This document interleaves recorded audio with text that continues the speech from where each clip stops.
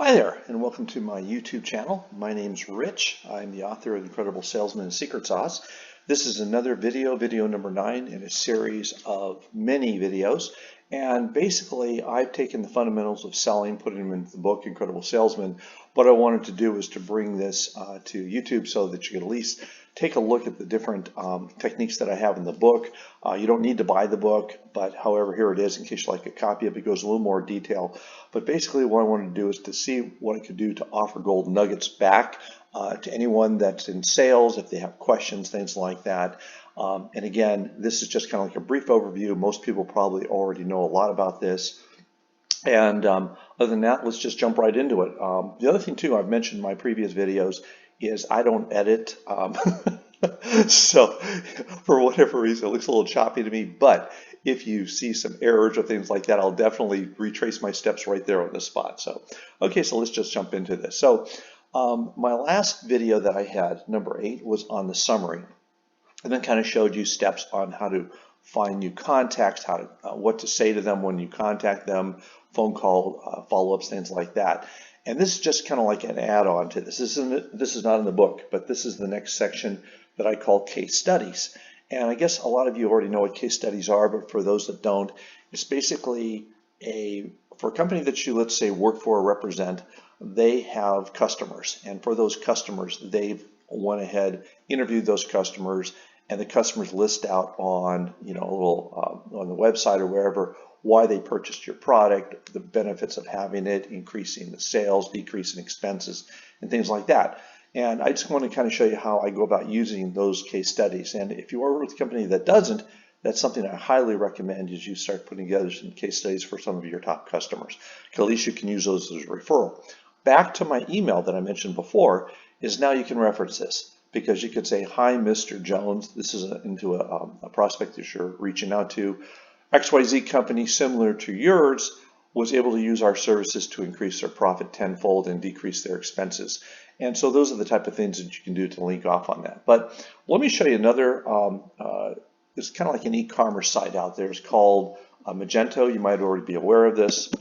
And they create e-commerce sites, things like that. But basically, if you go to Magento, I'm just going to type in Magento.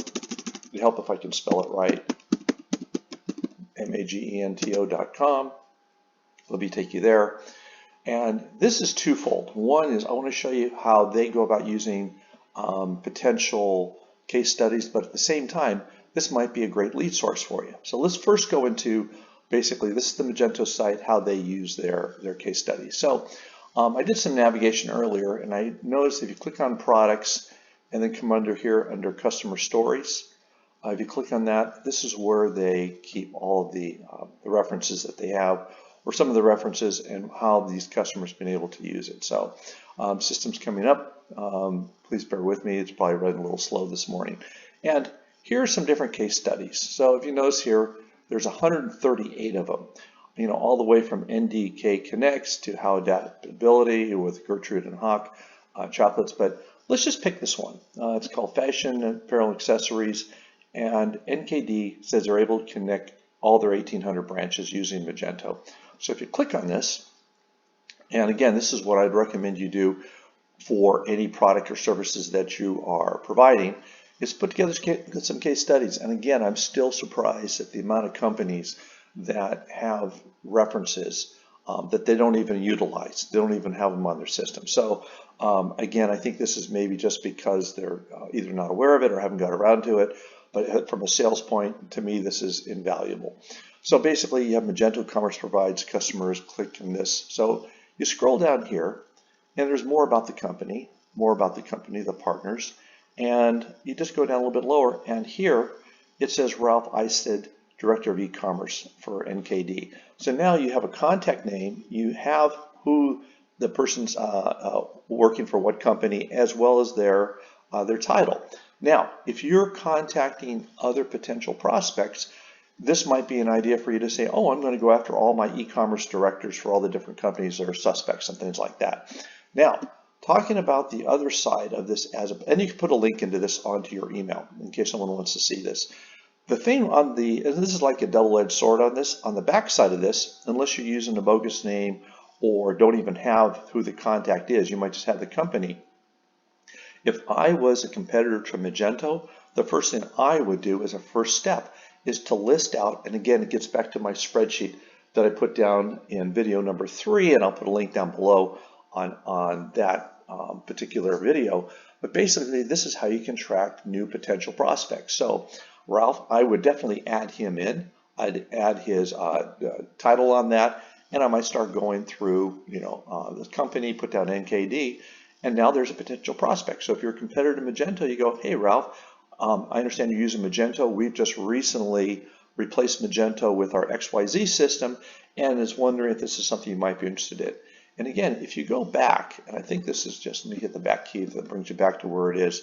Some of these site navigations are a little hinky sometimes. Okay, I would go through each one of these different case studies, and let's pull up another one just to kind of show you how their case study is on this, and then scroll down and see, here we go, 40% new customer acquisition, repeat purchases, B2B sales. And so you scroll down, let's look, scroll down, scroll down, scroll down. And like I said, you can do this with most companies. Sometimes it's under About Us, sometimes it's about case studies. And they go on and on and on, new platform, Google Ads, blah, blah, blah. Okay, so this is interesting because on this one, I don't see a contact's name unless I went through it too quickly. So again, you have to go site by site. However, you could still go ahead and look up this particular company that they're referring to on this, look possibly on their own site, and from that point you can find out about us. So, if you go to Food Service Direct, and I'm just going to give you another idea here. I'm expanding out a little bit further how my process goes on this. And let's say if they have anything about us, so there's all the product site. Categories, food, about us. Whoops, excuse me. Okay, and let's go about us. And our story, let's see if they have any other founders' names in here, your partner, our team. There you go.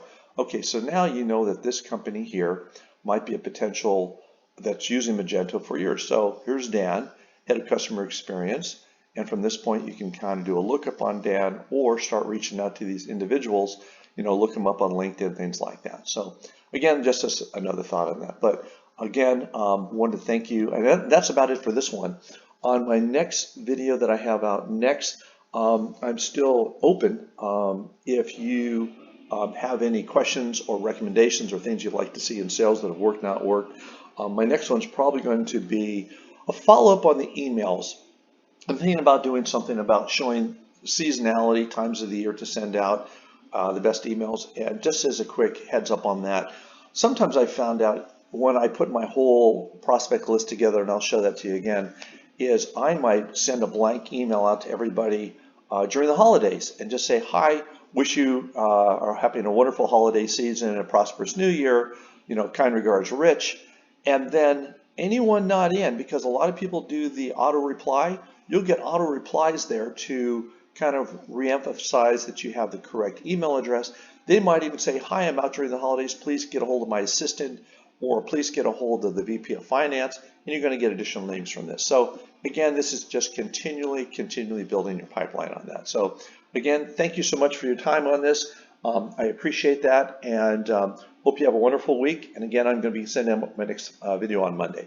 Perfect. Thanks again, and have a good one.